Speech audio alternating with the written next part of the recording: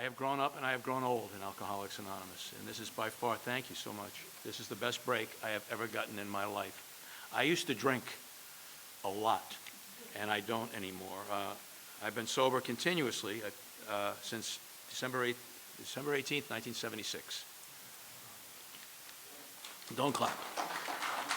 It's like, you clap for a guy running out of a burning building. I mean, I'm so blessed that I found this.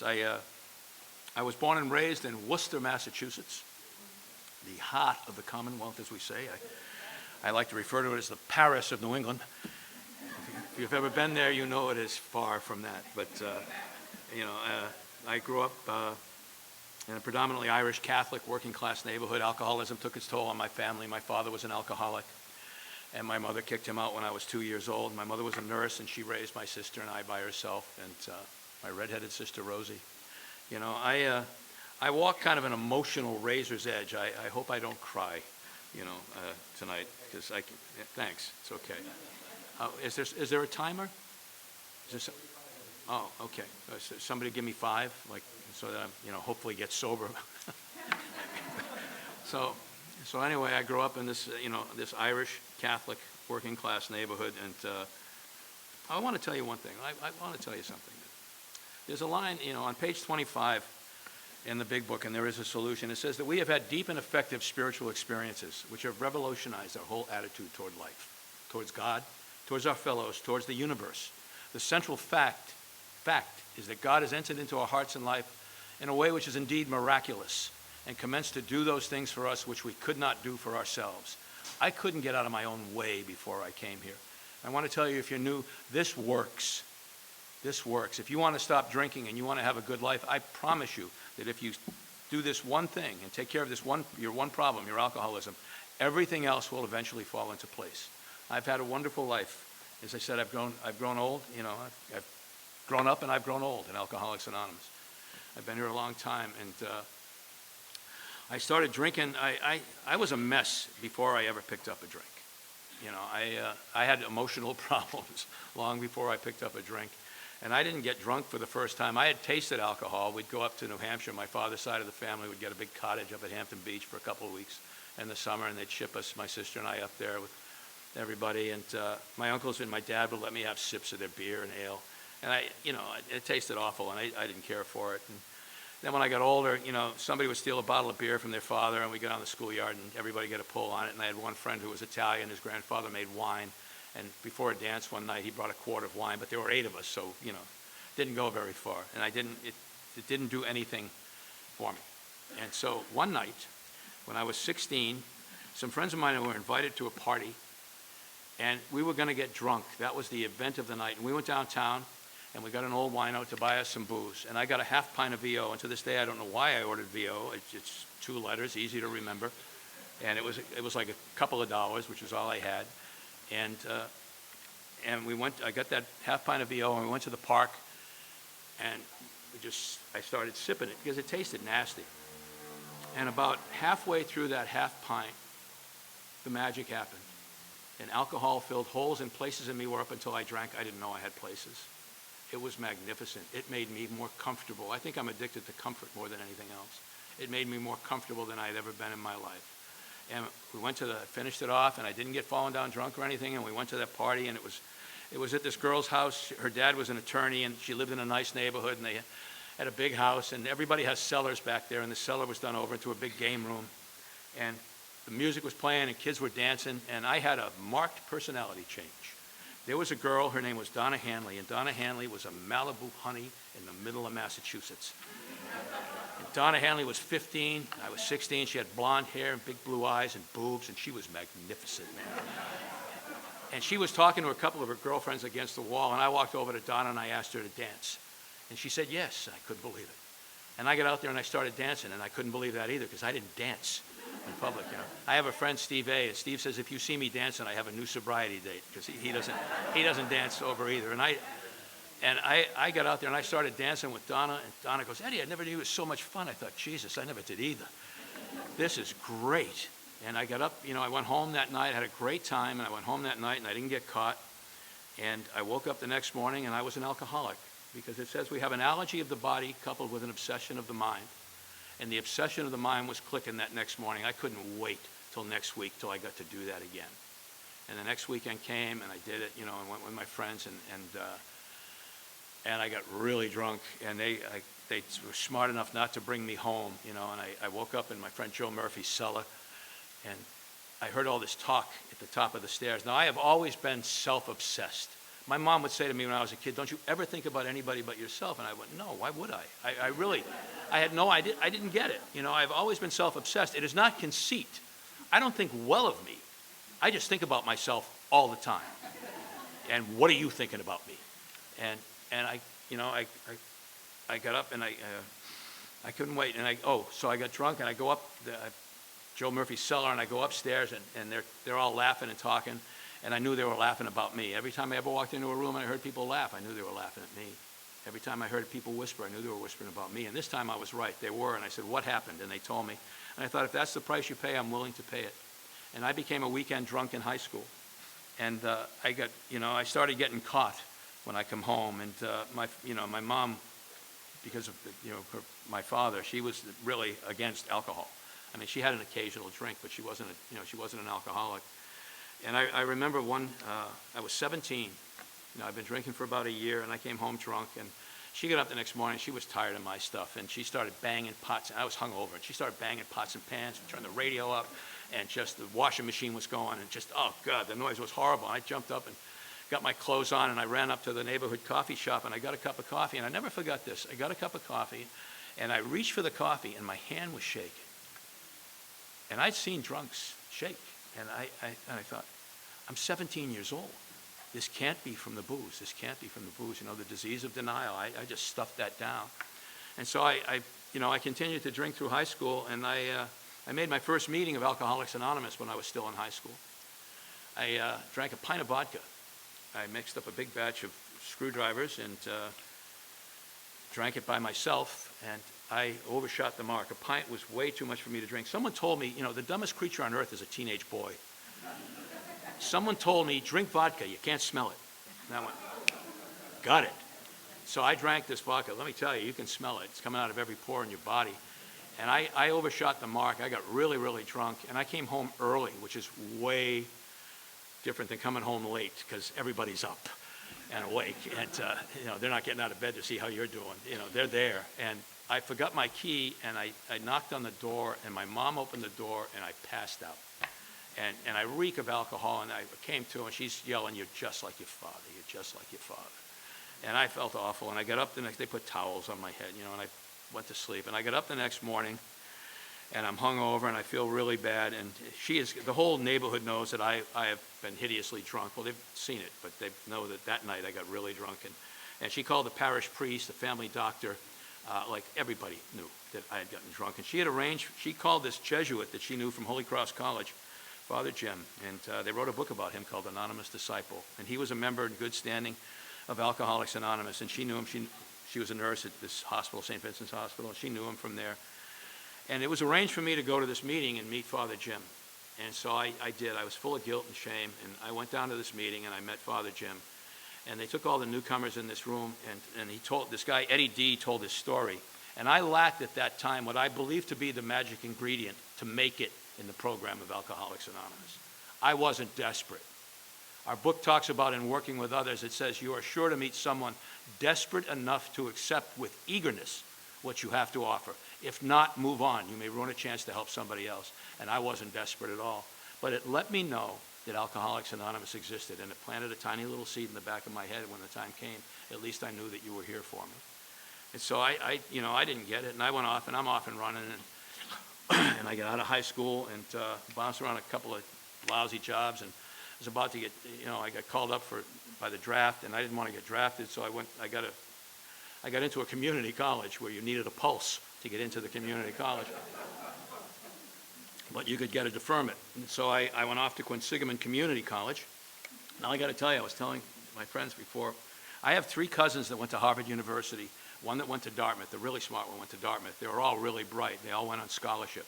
Their families didn't have any money either. And when I was a kid, my aunts and uncles would ask me, "Where are you going to go to college, Eddie? Dennis goes to Dartmouth, Larry goes to Harvard." And had I known, I would not have had the heart to tell him, I'm going to go to Quinsigamond Community College and major in alcoholism and drug abuse. Thank you very much. And so, so I'm there and I'm doing that, and I was there for a couple of years, and I got out, and my mom got real sick. My mom got really sick, and she got cancer.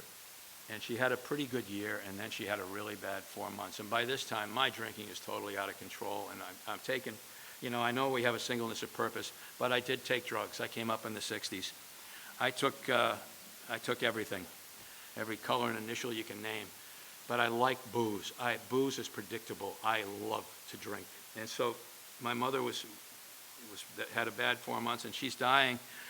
And I would tell her I loved her, and she'd just glare at me.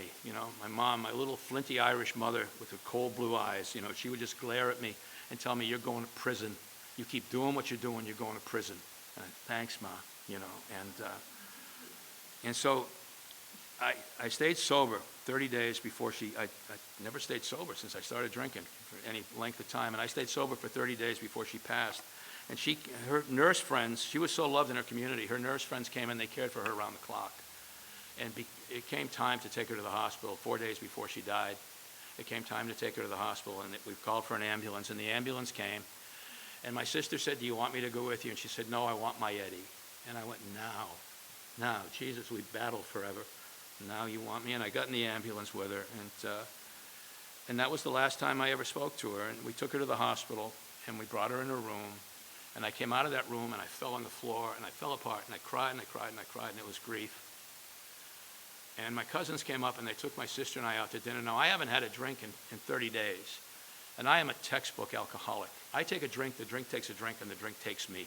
Happens every time I drink. That starts that phenomenon of craving, and I'm off and running. And my cousins came and took my sister and I out to dinner, and I ordered a beer, and I was off and running. And I'm drunk as often as I can be, and I'm bouncing around factory jobs. And my sister married her high school sweetheart, and 4 years later, my sister went into the hospital. She'd married her high school sweetheart, and she had a little baby girl, my niece Patricia. My sister was 28 years old.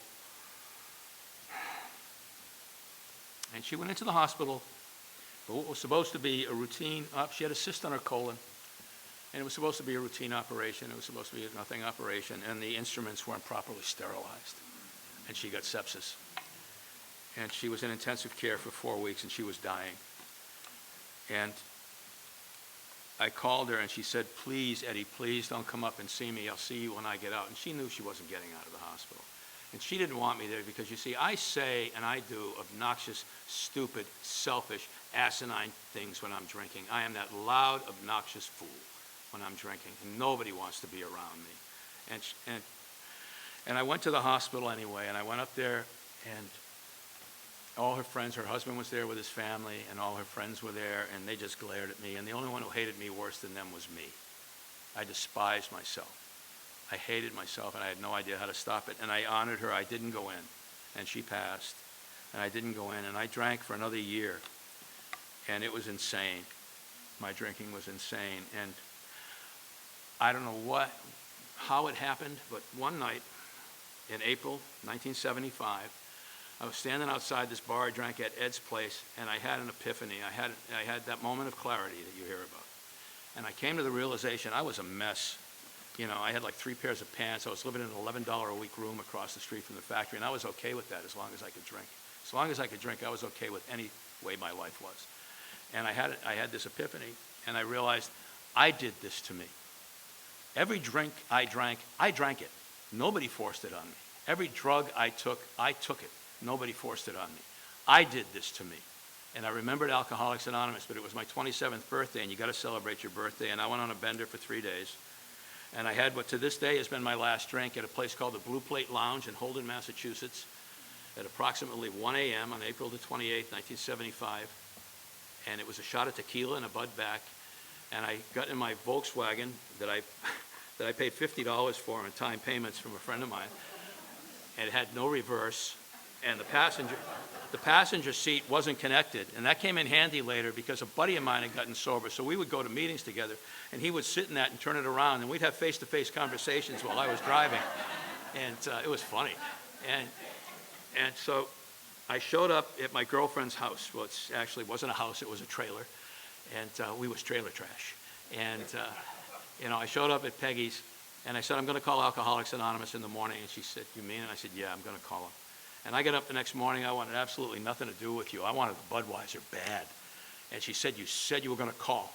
And she was mad. And I just didn't want to fight. I said, all right, I'll call them. And I did, and they told me there was a meeting. Would I like somebody to pick me up? And I went, no, I'll get there on my own. I knew where the meeting was. And so I went into work.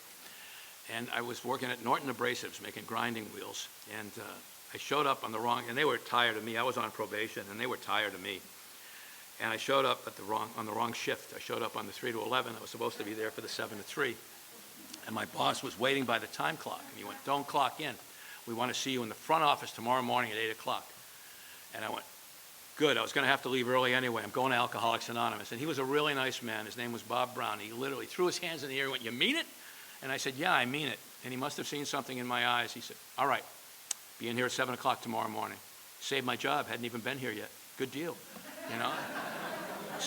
So I waited all day, and I went down to this meeting. It was at Sacred Heart Church on Cambridge Street in Worcester in the shadow of Holy Cross College. And I stood outside. It was a cold, rainy April night, and I stood outside. And there was nobody milling around outside. It was a small meeting. They only had 14 people in there. And I stood outside, and I was terrified.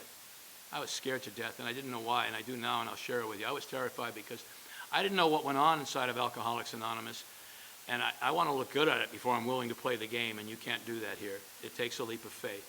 And my leap of faith was, oh, what the hell? And I walked in, and there was a guy named Everett. He was inside out of the rain greeting, and he grabbed me by the hand. He scared me half to death. He grabbed me by the hand. He said, welcome home. And I said my first words in Alcoholics Anonymous, and I never forgot them because I hear them, especially from people I sponsor, I hear them all the time. I said, but you don't understand. I can't drink anymore, man. I can't drink. I can't. And he said, we understand. Still makes me sad I can't drink. And he said, we understand. Come on in. And they hadn't had a newcomer in a long time, and they centered that meeting around me, and they let me ask questions. And I said, am I ever going to lose a desire for a drink? Because I hadn't had one in about 18 hours, and I needed one. I was quick. I was jerking. And there was another Jesuit there, Father Fred, who became a friend of mine, and he said, you will in time. And I didn't think a Jebby would lie to me, not the Marines of the faith. And so I thought, all right, I can handle that. And I said, well, what am I going to do at the Patriots games? Because every time I ever went, I had a beer in my hand. Every time I went to Schaefer Stadium, I had a drink in my hand. And they said, you handle that when you come to it. We do this a day at a time. And I'd never heard that before. And Everett had 17 years, and Father Fred had 15 years. And they told me this. And there was a guy that had... there was another guy, Joe, he became my sponsor. He had 5 years. There was a guy with 7 years, and I thought, if you drink like I drink, you cannot not drink that long. You can't. I don't know anybody who does. Of course, I hung out with drunks. Why would I know anybody who didn't? And he said, and there was a guy, Woody, and he said he had 30 days, and I literally grabbed him. I said, how'd you do it? And he was trying to get away from me. He was going a day at a time. And I thought maybe I could do 30 days. And the adventure began. And I went every Monday for the next couple of weeks. And, nobody said to me, because I go to some meetings and they, you get newcomers up here and they don't know, what's going on. And they just say, hi, I'm Jim, and you go, are you an alcoholic? And I didn't know. And nobody forced me to say it. And I didn't want to say it because I knew if I said it, I was in. And I'm not a joiner. I don't join. And on the third week, I said it out loud. I'm an alcoholic, and I was in. Best move I ever made. And Joe talked one night, and he said, if you don't get a sponsor, you might get drunk. And I didn't know what a sponsor was, but I didn't want to get drunk. Physical sobriety, it took me about 3 weeks to detox. And physical, I was like, oh my God, I feel good. I was 27 years old. I was toxic for a long time. I was always drunk.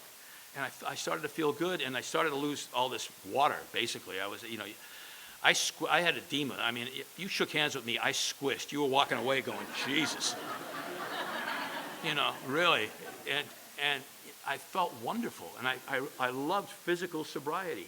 And Joe introduced me to the book, and he introduced me to the program, and he introduced me to the people. And I would meet him.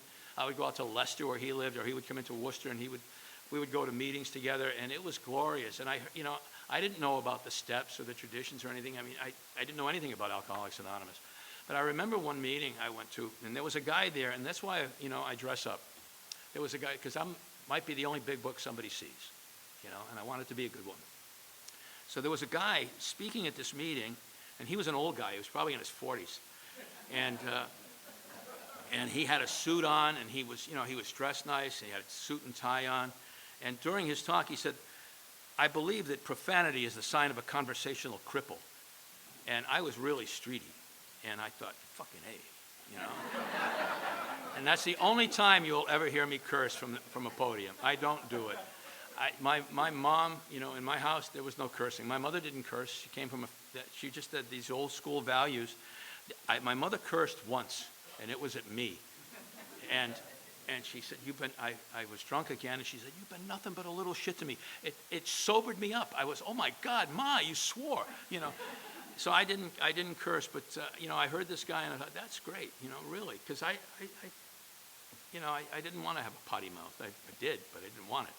And I went to Catholic school, and I avoided talking about that because deep-seated resentments still there, some of them. But no, I want to tell you something. The simple format of this program is it's very, to you newcomers, this is it. This is the straight skinny here. It's a very simple program. You just have to change your whole life and forgive everybody everything. But you don't have to do it all at once. You don't have to do it all at once. This is a process. It's not an event. There is no finish line. There is no place to get to it. It's a lifelong process, And so, I was sober 6 months, and I looked around Worcester, and I went, there's nothing. My mom was gone. My sister was gone. There was nothing holding me there. And so I went off with 2 drinking and drugging buddies. I had trouble giving up the old friends, and these guys were moving to Phoenix. We got laid off from Norton's, and they were moving to Phoenix, Arizona, where another friend of ours lived. And you want to go? Yeah, let's go. I'd never been anywhere, so off. I'd been to Florida a couple of times, but off to Phoenix I went, and got out there. And after going across the country with these fools, I wanted nothing to do with them, but I was stuck. And there were 2 ladies, thank God, there were 2 ladies from Alcoholics Anonymous who were spending the winter with this woman's son in Phoenix, and I had their number. And I got there, and I called them, and they took me to a meeting with them right away. And they took me to a meeting. This is how crazy I was. They took me to a meeting at the Arid Club in Phoenix, Arizona, right? And I'm looking at this sign, Arid Club. Now, you're in the middle of the Great Sonora Desert, right? And I'm looking at Arid Club, and I'm trying to figure out what that stands for. What is that? Alcoholics Recovering in Desert? What? And so I turned to this old man, this old timer, and I go, what does Arid stand for? He goes, dry. I fell out laughing at my own idiocy. I was like, oh my God, you're a moron. But I was safe, and I was happy. I've always felt safe in the rooms of Alcoholics Anonymous. I needed to get a job, and I took some of that potential that those nuns had told my mother I always had. Perhaps some of you have been told you have potential too. And potential is a synonym for screw up, If you're doing well, nobody tells you you got potential. They're going, you have potential.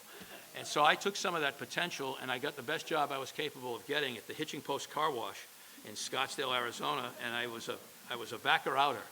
But I showed up every day on time, and they were very impressed with that. After 3 days, they were because it was mostly transients and winos, and so they said, and I was presentable, and they said, well, you drive the cars up, so I became a driver-upper. And I did that for a couple of weeks, and they split tips, and I was able to eat, and then I ended up getting a job at this country club, which was right around the corner from where I lived, and I saved enough money to buy a little motorcycle, and I saved enough to move out from my friends, and I got my first apartment. I had lived in apartments, I lived in flops, I lived in apartments with other guys, but I got my first apartment at the Maui Tiki Apartments at 32nd Street in Phoenix, and they had taken palm trees and carved them into tiki gods. It was magnificent. They had a swimming pool there, which I was to find out I was really going to need. I got to Phoenix on Halloween, 1975. And it was like, wow, it's like 80 degrees. It's like summer here, man. This place is really nice. I had no idea. They call Phoenix the Valley of the Sun. In the summer, it is the surface of the sun. It's like, oh my God. It's like, it's 103 and it's not even getting hot yet, kid. Wait, And so, but I had this apartment at the Maui Tiki, and I got my first phone. And I like to tell my telephone story. I went down to the phone company, and I got a phone. They said, Mr. Regan, would you like an unlisted number? And I went, no. How are people in AA going to get in touch with me? I want everything. And when the new phone book came out, I swear to God, I ran down, and I was like Steve Martin in the movie The Jerk. The new phone book's here, the new phone book's here. And I went running down, and I looked me up, and there it was. Edward Regan, 32nd Street, Phoenix, and my phone number, but it didn't just say that. It said citizen. For the first time in my life, I was living like a citizen. I was living like a human being, and it was glorious. And on December 18th, 1976, I was at a Christmas party at the Maui Tiki Apartments. It wasn't an AA party, and I was sitting on a couch, and I'd been to a meeting the day before, and I was sitting on a couch, and somebody fired up a joint, and I was sitting in the middle of the couch, and they fired up a joint, and they took a couple of tokes, and they handed it to me. And my problem was I touched it. And I took it, and it got right here, and it grew lips, and it talked to me. And it said, "You never had a problem with drugs, Ed. Your problem was alcohol." I said, "You're right." Uh-oh. I got a problem with drugs, and I was as stoned as I'd ever been. And what was really awful was that the girl who's, the husband and wife who were throwing the party, and they were my age, and she knew that I was sober, and she just looked at me like, "You hypocrite, you hypocrite." My head forgot to tell me that I have taken, as I said, I've taken everything you can name. I've tried heroin, I've done Dilaudid, shot Dilaudid, I've LSD, STP, MDA, THC. My idea of a truly great time was, some of you older people will remember Black Beauties. All the old, yeah, there you go. All the old speed freaks. My idea of a truly great time is 2 or 3 Black Beauties, a case of Bud, and a box of Chiclets to keep your throat from tightening up real bad. And I had a great head of hair back then. I just feel my hair crawl across my head, grind my teeth down to nothing.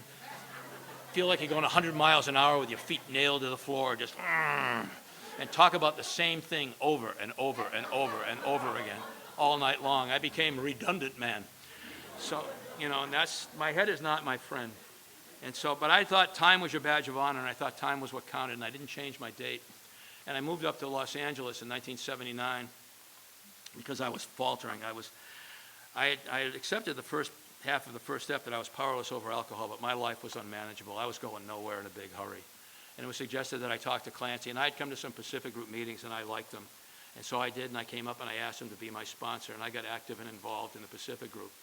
And they had an ethic there about, if you have a car, that car is to be, if you're driving that car, it is to be registered and insured in your name, and that you get a job, and that you work and you get a vacation, and that you act like a human being, and that they had an ethic of service second to none.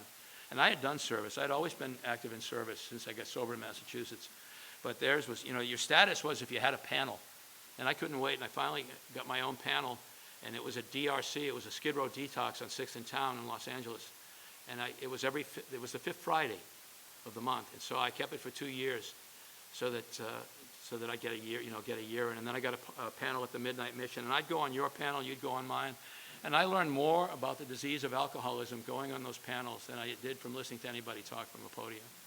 I remember going into the County General Hospital, and there was this kid on the alky ward, and they wheeled these people into a little day room. And this kid was in a wheelchair. He had a broken leg. He had a broken arm. He's dragging an IV. He was Latino. I asked him how old he was. He was 25. His teeth were all jagged. They'd been busted up. His face was all scar tissue. And I said, "Do you think you have a problem with alcohol?" And he said, "No, man, I just fight a little too much when I get drunk." And I thought, into the gates of insanity and death, I spent 9 years in the Pacific Group, and it was a wonderful, safe, loving place for me to be. Clancy was Peter Pan, and we were the lost boys and girls, and we had a great time. It was a great place to be young and sober. But it came time to leave, I left because it was time to go. And I came back to AA. And that's a joke, inside joke. Anyway, and I have continued to stay active and involved in Alcoholics Anonymous, all these years, and I've grown up. It says, if you're new, I want to tell you that it says in the, read that big book. The information in there is phenomenal. It says there is a long period of reconstruction ahead. And for me, there was a long period of reconstruction. It took me years to land a good job, but I had nowhere else to go. I was desperate. I have always stayed desperate in Alcoholics Anonymous. I don't know if any of you have ever seen the movie An Officer and a Gentleman, with a scene where they're trying to get Mayo to quit. And Lou Gossett is pouring water on him, and he's making him do push-ups. And he says, "Why don't you quit, Mayo?" And from the depths of his soul, he goes, "I got nowhere else to go." That's what this is for me. I got nowhere else to go. This is it for me. I need this. I love this. You know, I was able to get a job, and when I was 37 years old, this girl I know was working at Lorimar Productions. I had worked for Ace Pest Control. I killed rats and bugs for a couple of years. I did all these different things because I don't have an education. I'm not trained to do anything. And the girl I know was working at Lorimar Productions, and she said, "I can get you an interview for the mailroom." And I said, "Great." And so I went in, and I met a guy who is now my best friend. We've known each other for all these years, my buddy Mitch, and he worked in personnel at that time. His mother was a writer and producer. And I interviewed with him, and he liked me, and he sent me to see somebody else, and then he sent me down to see the guy who ran the mailroom, and it wasn't going to happen. And so I left, and you know, I'm feeling bad. And a couple of days later, they called me up, and they said, "Listen, we have a job in the producer's building. There are 6 kitchens, and we need somebody. We have somebody leaving, and we need somebody to make coffee and put out snacks." I had always had commitments in Alcoholics Anonymous. I knew how to make coffee. I knew how to put out snacks. I was, for the first time in my life, overqualified. And so I did that, and I became the coffee king of Lorimar. But I saw the guys out on the lot were doing well and making money, and I did the coffee thing for a couple of years. And by this time, I know everybody. And so I got a meeting with the senior vice president of production. And he liked me because he liked pretzels. I knew he liked these hard pretzels that we'd get. And I always made sure Bob had a bag of hard pretzels fresh when they came in. And so I went to see him, and I said, "I'd like to," and he said, "How long have you been making coffee, Eddie?" I said, "Nearly 2 years." He goes, "That's long enough." And he called the head of construction. He said, he said, "I can't buck the unions," because I was trying to get a union job. And so he called the head of construction. He goes, "Okay." And this was in August, and he goes, "November, December." He says, we can get you in. There'll be an opening in November, December. And I smiled and said, "Thank you." And I thought nothing good's ever going to happen to me. But I smiled and said, "Thank you." And I walked away. And sure enough, in November 5th, I got my first day, which is the hardest day to get. And they held my coffee making job, and they hired a temp. They held it for me until they were sure that I was going to get in. And I finally got my days. I got my days by Christmas. And I got laid off just before the Christmas hiatus. And the union hall stayed open. I got a job as a laborer, a union laborer. Nothing fancy, just a laborer. But it paid very well.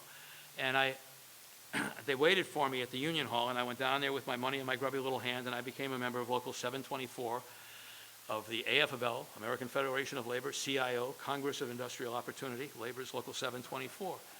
And I did that for the next 26 years.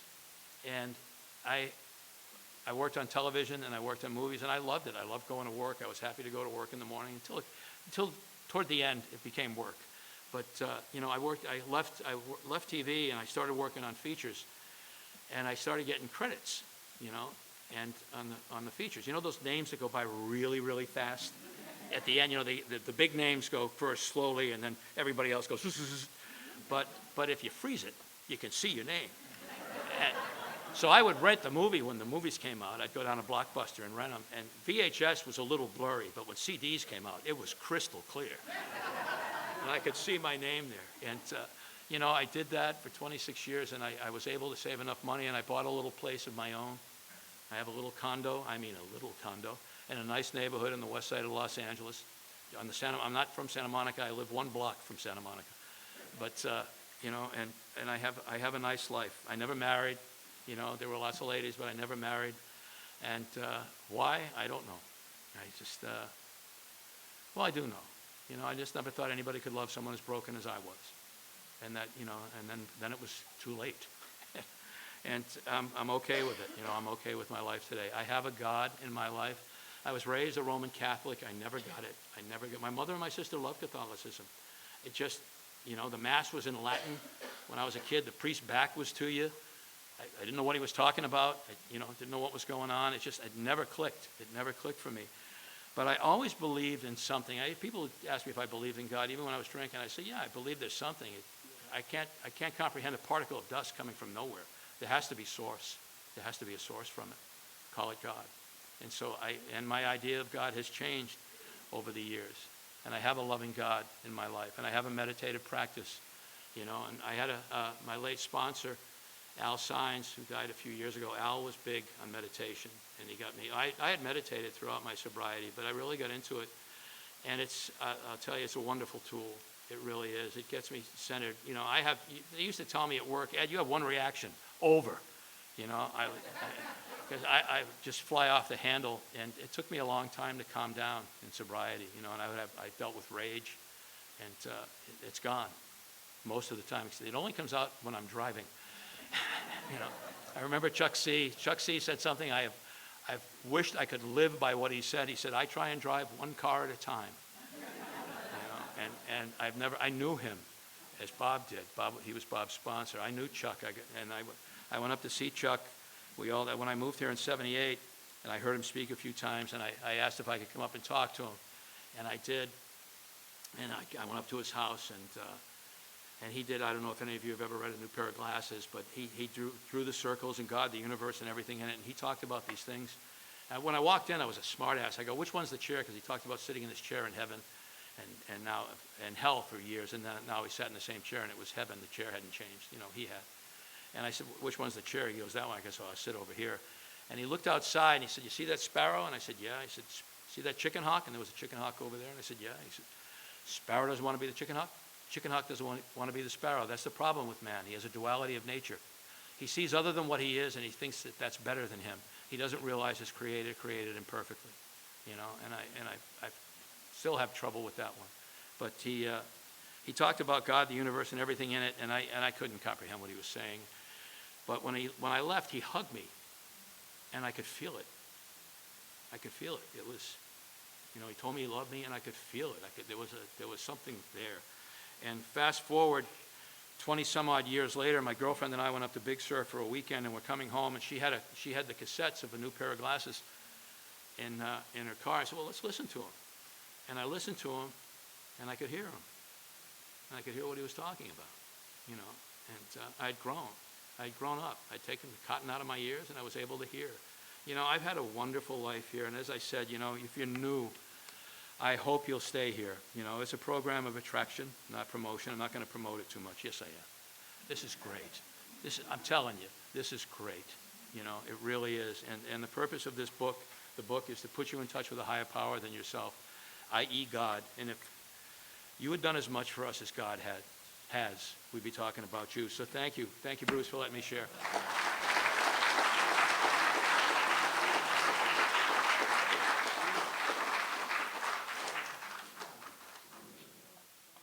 Let's thank our speaker again.